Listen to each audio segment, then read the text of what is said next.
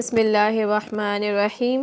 حضرت ابو ہریرہ رضی اللہ عنہ سے روایت ہے کہ نبی کریم صلی اللہ علیہ وسلم نے فرمایا، میرے گھر اور ممبر کے درمیان جنت کے باغوں میں سے ایک باغ ہے، میرا ممبر قیامت کے دن میرے حوض پر ہوگا۔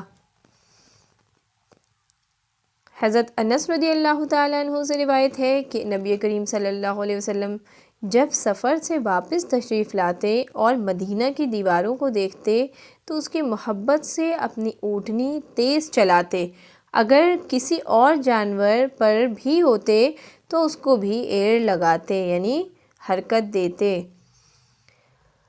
حضرت انس رضی اللہ تعالیٰ عنہ سے روایت ہے کہ نبی کریم صلی اللہ علیہ وسلم نے فرمایا، اے اللہ، مکہ میں جو تو نے برکت رکھی ہے مدینے میں اسے دوگنی کر دے۔ حضرت جابر رضی اللہ تعالیٰ عنہ سے روایت ہے کہ انہوں نے کہا، ایک دیہاتی نبی کریم صلی اللہ علیہ وسلم کے پاس آیا اور اسلام پر بیعت کی۔ دوسرے دن آیا تو بخار چڑھا ہوا تھا اور کہنے لگا، میری بیعت توڑ دیجئے۔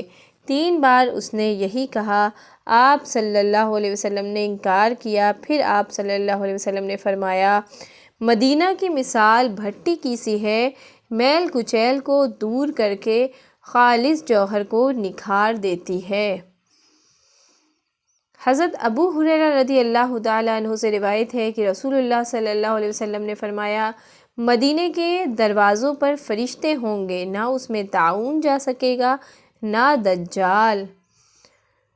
حضرت اسامہ بن زید رضی اللہ عنہ سے روایت ہے کہ انہوں نے کہا، نبی کریم صلی اللہ علیہ وسلم مدینہ کے ایک محل یعنی اونچے مکان پر چڑھے، پھر صحابہ سے فرمایا، تم وہ دیکھتے ہو جو میں دیکھ رہا ہوں؟